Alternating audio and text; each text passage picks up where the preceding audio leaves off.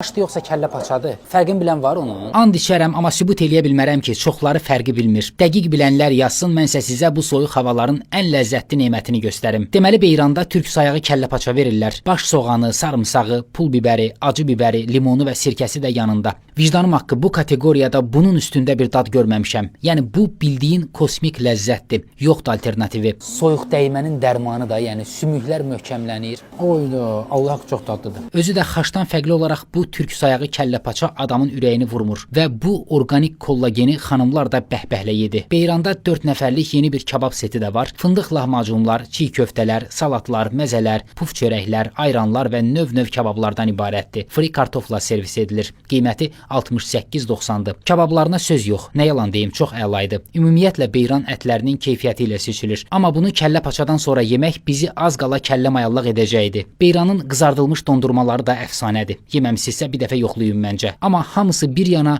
o kəllə paça möcüzəsi bir yana.